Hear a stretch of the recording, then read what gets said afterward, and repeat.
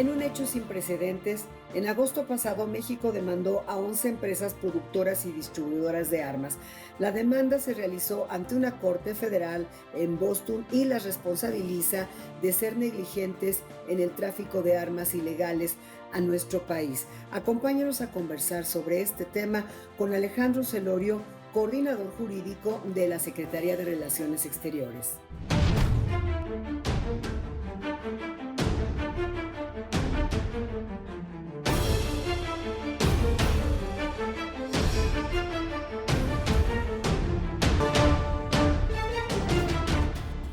Bienvenido, Alejandro Celorio.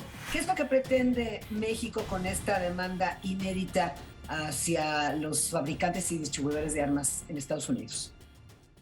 ¿Qué tal, Estela? Lo que queremos con esta demanda es adicionar un elemento a los esfuerzos del gobierno de México para detener el tráfico ilícito de armas. Hay muchas acciones que lleva a cabo el gobierno de México, el gobierno de los Estados Unidos, ambos gobiernos, todos los gobiernos en Naciones Unidas, pero poco o nunca se había hecho algo con las empresas.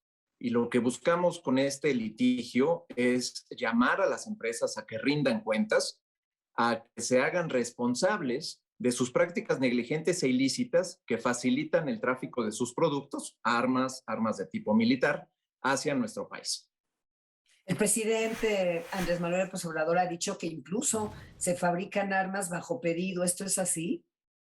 Es así, hay varias formas en las que el mercado de consumo en México, que no debería de existir, en México solo hay una oficina que administra la venta de armas con calibres restringidos, calibres menores, lo administra el Ejército Mexicano, solo una tienda en comparación de las miles de tiendas que existen en los Estados Unidos. Bueno, hay armas que tienen cachas de marfil, ayer identificamos una que tiene el escudo mexicano, la bandera. Hay armas que son producidas, manufacturadas desde su origen, desde su inicio, con distintivos aztecas, con frases que hacen un honor a héroes de la Revolución Mexicana como Zapata, por ejemplo, con leyendas de más vale morir de pie que vivir arrodillado. Y luego hay otras armas que son modificadas en el transcurso de su cadena de distribución para llamar la atención y generar esa atracción hacia un mercado mexicano que no debería de existir porque en México no se pueden comprar esas armas. Las empresas fabricantes de armas han dicho que México no ha demostrado fehacientemente que ellos sean responsables de negligencia y de facilitar este uso. ¿Realmente ha sido así? ¿Cuál va a ser la estrategia legal para poder responder a esta demanda? Claro, aquí las empresas, a diferencia de cualquier otra industria que produce un producto, y más aquellas que producen un bien que puede generar daño, como es un arma que mata, lastima, destruye, eh, estiman las empresas demandadas que como son muchos actores los involucrados en la cadena de acciones entre la fabricación y distribución y los hechos delictivos en México, que eso diluye su nivel de responsabilidad y que ellos no son responsables de lo que pasa en su producto. Y su respuesta es muy similar a la que dan a las cientos de demandas que han enfrentado en los Estados Unidos. Pero aquí la pregunta es, y es hacia donde enfilaremos nuestra réplica que presentaremos a finales de este mes de enero, es, no estamos preguntando su grado de responsabilidad en los daños que sufre el gobierno de México. Estamos señalando que hay actitudes negligentes, conductas negligentes que facilitan este tráfico ilícito. Entonces dicen las empresas demandadas, son criminales los que compran estas armas. Y nuestra respuesta es, efectivamente, porque como tú sabes que son criminales, ¿por qué no has hecho nada para evitar que esos criminales compren las armas? Entonces, hay una falta de cuidado, falta de diligencia, falta de respeto en la forma como conducen sus negocios estas empresas que podrían limitar que los criminales, como bien señalan ellos, accedan a sus productos en los Estados Unidos y después los traigan a México. Se sabe que les han vendido, por ejemplo, en más de 5 veces y que es una misma persona. En fin, ¿qué está pidiendo México en este sentido? Monitoreos, etcétera, autorregulación. ¿Qué está solicitando? Efectivamente, lo que buscaríamos dentro de los 3 grandes apartados de los petitorios en la demanda, uno de ellos es que las empresas se autorregulen, que dirijan su tecnología, sus recursos para diseñar sus productos y que se eviten con autorregulación. No estamos pidiendo que cambien las leyes en Estados Unidos, sino en sus protocolos de venta, en sus mecanismos de seguridad desde el diseño de fabricación, se evite que cualquier persona pueda comprar un arma, que se evite que una persona que no puede adquirir esas armas no las pueda comprar, que se evite que esas armas se utilicen fuera de Estados Unidos, porque aquí es una cuestión que las empresas saben muy bien, las empresas demandadas. Su producto se compra en Estados Unidos para ser traficado a México. Cerca de 500,000 de armas es traficado anualmente a nuestro país y las empresas lo saben, ha pasado por años, si no décadas, y no hacen nada para evitarlo. Y eso es lo que queremos, que se autorregulen para disminuir el tráfico ilícito de sus productos. Alejandro, ¿cómo entender que según diversas encuestas, más del 70%, 74% de los estadounidenses dicen que no quieren o que se vaya por este camino de autorregulación, de monitorear, por ejemplo, los antecedentes de a quienes venden las armas, y por el otro lado un aumento de 40% de la venta de armas en 2020? Se quedan en Estados Unidos, vienen a México, se van a otros países. ¿Cómo entender esto? Hay diversos elementos que podríamos platicar respecto a la realidad que viven los Estados Unidos.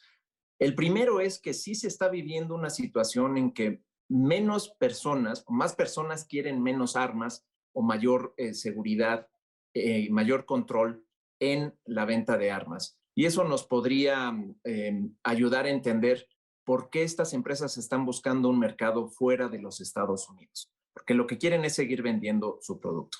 Ahora, estas mismas empresas demandadas y las asociaciones como la Asociación Nacional del Rifle en las que están agrupadas han logrado confundir o generar una narrativa en la que se confunde el derecho a portar y comprar armas con una obligación de que ese comercio sea responsable, transparente y con rendición de cuentas, como lo es otra industria, la industria automotriz, de los pesticidas, tabacaleras y ahora mismo de los opioides, de las medicinas. Esta confusión entre tengo un derecho para comprar está generando mucho daño y ha contaminado mucho la narrativa, porque sí, tienen un derecho de comprar, tienen un derecho a vender, tienen un derecho a portar, a poseer en los Estados Unidos, pero no en México. Los derechos de la segunda enmienda no tienen efectos en territorio mexicano. El crimen organizado en México no tiene derecho a poseer estas armas. Entonces, es una confusión de narrativa. Para aprovechar tu pregunta, lo que nosotros decimos en la demanda es, no es una demanda contra la segunda enmienda, no es una demanda contra las leyes que regulan el comercio de armas, es una demanda contra la negligencia de esas empresas, que existiendo un marco normativo, el que exista, estemos de acuerdo o no con él, aún así no implementan autorregulación para evitar que sus productos causen daño en México. Bien, ¿qué papel está jugando en este debate, en esta demanda incluso, pero sobre todo en el debate, la resolución del Consejo de Seguridad de las Naciones Unidas, donde México pues ha sido fundamental?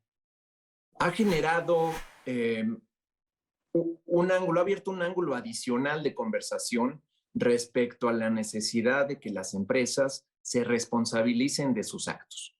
Llevar el tema al Consejo de Seguridad frente a los representantes de los países donde se encuentran la mayoría de las empresas manufactureras de armas ha generado un buen ánimo en la necesidad de tener una conversación sobre el menudeo de armas. La mayoría de las conversaciones respecto al control de armas se refieren al mayoreo, de las ventas a gobiernos y cómo evitar que esas armas se desvíen para terroristas, crimen organizado, violaciones a derechos humanos. Pero poco se habla del menudeo, de la venta a una persona, que esa persona después la lleva y facilite el acceso de esas mismas armas a los grupos que buscan el acceso a dichos productos por el comercio en el mayoreo. Entonces, llevarlo al Consejo de Seguridad es el inicio de una llamada de atención a los gobiernos para que animen a sus empresas a que se autorregulen. Hago referencia a otras industrias. La industria automotriz retira sus productos, sus vehículos, si hay indicios de que estos puedan causar un daño, si la bolsa de aire no funciona correctamente, si el volante, los frenos. ¿Por qué estas industrias no lo hacen? Un arma en manos equivocadas es personas sin entrenamiento, sin legitimidad para utilizarlas, con mala voluntad o malas intenciones, pues causan y destruyen mucho. ¿Por qué no autorregularse para evitar que causen tanto daño como lo vemos en México? Bien, habría que decir, por último, Alejandro Celorio, que 7 de cada 10 armas que han sido decomisadas en México tienen su origen en los Estados Unidos. Y la pregunta es, ¿México va a ir con todo, como has dicho en otras ocasiones, en esta demanda? Lo tenemos que hacer. Y cuando nos referimos que vamos con todo es porque tenemos la obligación moral, pero también la obligación legal. Sabemos que esas armas provienen de estas empresas. Existe un sistema de rastreo por el número de serie que estas empresas saben. Estas empresas saben dónde se encuentran sus productos cuando se utilizan en crímenes en México y aún así no hacen algo para remediarlo. Y tenemos la obligación legal.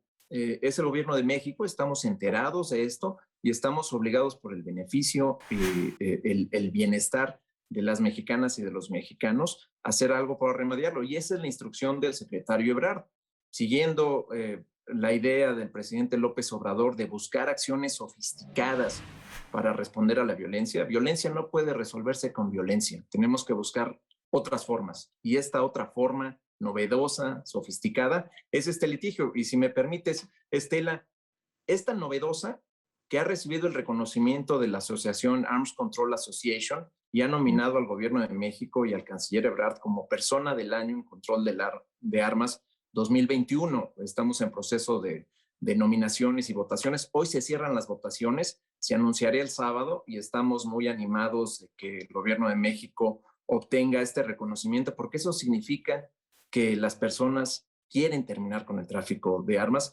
y nos van a dar un respaldo en este esfuerzo de todos los mexicanos. Muchas gracias, Alejandro Celorio. Ojalá que todo vaya bien, porque definitivamente esta industria es muy poderosa, es multimillonaria.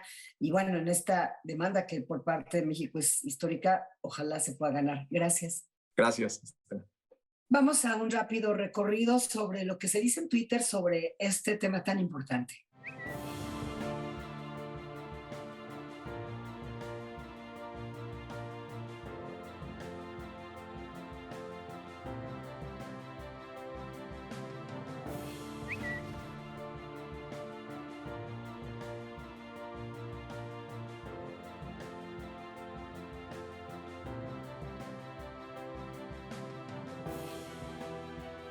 Muchas gracias por acompañarnos en una emisión más de Ruta ADN 40. Nos vemos aquí la próxima semana.